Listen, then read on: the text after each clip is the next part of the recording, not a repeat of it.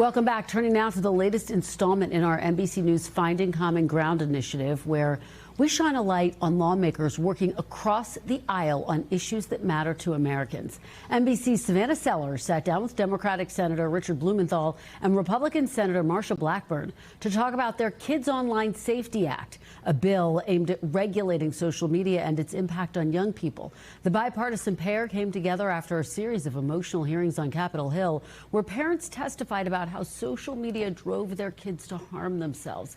Their bill passed overwhelmingly in the Senate back in 2024, but stalled in the House, in part over concerns about free speech.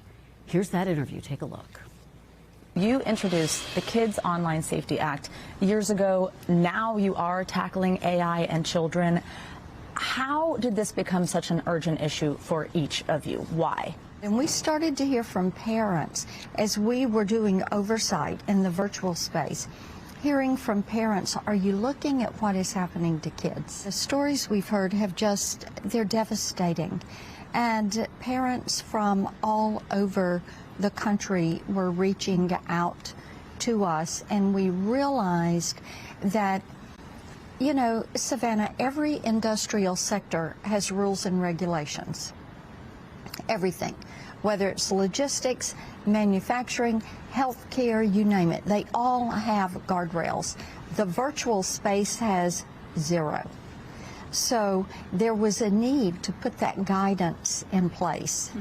What really outraged me was the panorama of harms that big tech knows it is causing children. Yeah. And then the grief of parents and the voices of young people themselves who were saying, in effect, liberate us from the toxic, addictive effect of big tech's algorithms. Now, the technology is advanced. The legislation has not. I'm sure some of those family stories have stuck with you. And, you know, through listening to these stories, and whether it is meeting a predator, a pedophile, a groomer, a drug dealer, a sex trafficker, hearing the stories from the siblings and the friends and the parents, it makes you realize when our children are online, they're the product. It's astounding when you think about the corporate culture, but it is heartbreaking when you think what is happening. There are laws in the physical space that say you cannot sell alcohol, tobacco, you can't expose children to pornography, you can't endanger children. And in the virtual space, they are subjected to this 24/7, 365. And there really is no longer a self-protection. There's no longer a safe space. That's right. This follows young people wherever they go. Bullying used to be confined to the playground. Now it follows kids home in the evening, 24 hours a day. They're exposed to the toxic content that big tech drives at them because it knows the more anger or sadness that they stimulate, the more addictive the algorithms become, the more toxic content impacts them and causes the kind of harm that simply produce more dollars. Are you surprised that this has been such a challenge to get over the finish line? No, I'm not surprised. Big tech has mustered armies of lawyers and lobbyists spending millions of dollars. They have a strong financial interest in defeating this legislation. They say, oh, well, we don't mind legislation. We're in favor of regulation, just not that regulation, just not effective regulation. They want fig leaf legislation. Do you ever feel like, though, how is it possible that we're in such lockstep on this issue, see so eye to eye on it, but on not much else?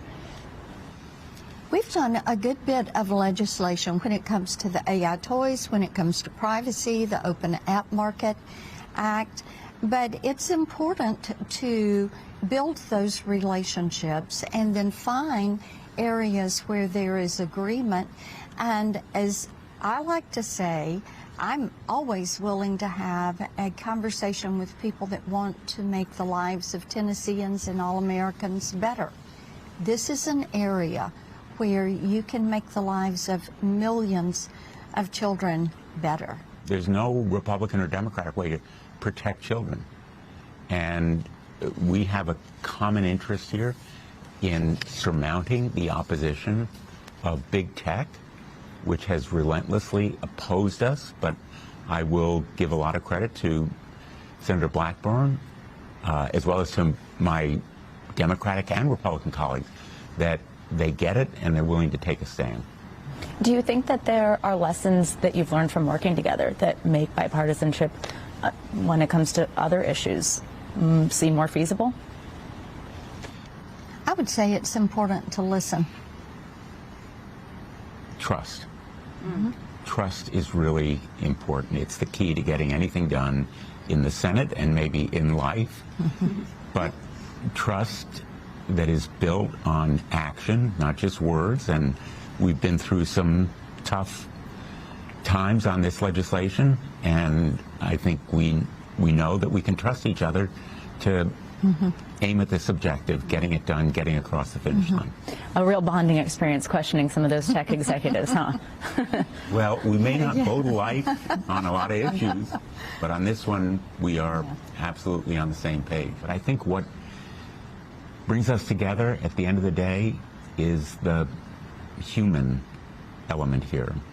I will never forget, never, the graphic, gripping stories from parents who held photographs of their children and described what their kids were like as human beings and how they should be alive today and would be, but for those algorithms, but for big techs putting profit over their children.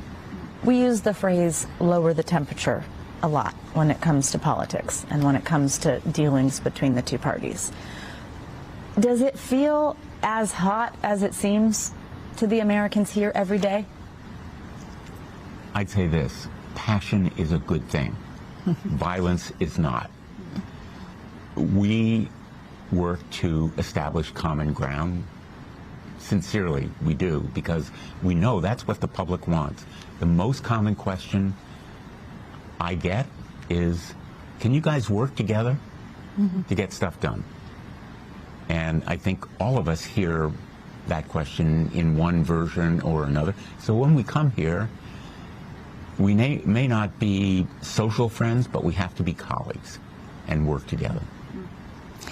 Yes, it is so vitally important to look at the committees on which you serve and then find individuals on those committees who have an area of interest. And by attending the committees, listening to the questions, you're going to do that. At Finance Committee, I have several provisions that we are working on a bipartisan basis. Same thing for Judiciary Committee, Commerce Committee, Veterans Affairs. You find individuals that want to solve some of these problems they're experiencing in their states, and that is what the American people want to see. They want their government to be addressing the issues that are important to them. They want us to be a good steward of their tax dollars, and they want us to keep in mind that we, the American people, live and abide by the rule of law. And Savannah Sellers joins me now. Savannah, so while these senators have found common ground on this issue, they still haven't been able to get any legislation over the finish line, right? Well, Kristen, that's exactly right. I mean, there is no federal legislation right now when it comes to artificial intelligence, whether it be artificial intelligence and children and these toys that these two senators are really concerned about that have AI. I mean, kids are interacting with it. But just generally, there's not legislation there. Same with social media, really remains unregulated at the federal level, despite the fact that the Kids Online Safety Act, what we were discussing there, was introduced back in 2022. I mean, I was really struck by the fact that these are two senators who don't agree on anything else, right? I mean, not abortion, not guns, not health care. They're frankly not finding common ground in that regard. They are in such lockstep on this, but that it cannot get over the finish line in Congress. And I actually asked Senator Blackburn about that. I said, there are a lot of people within your own party. There are Republican senators who have brought up free speech concerns. Now, that is big tech's big argument here, is that regulating them in any way, regulating these platforms, is a free speech concern, and that has been echoed by senators. She said she believes that she has made progress there. They sort of have their arguments as to why that is not true, why it is not a free speech concern. But it's something I asked her, have you made as much progress as you want, as she turns to her focus to running for the governor of Tennessee? And they acknowledge there's obviously more work to be done, but the two of them have made some progress and certainly respect each other when it comes to the work that they have done and done together on this issue. We thank you for watching, and remember, stay updated on breaking news and top stories on the NBC News app or watch live on our YouTube channel.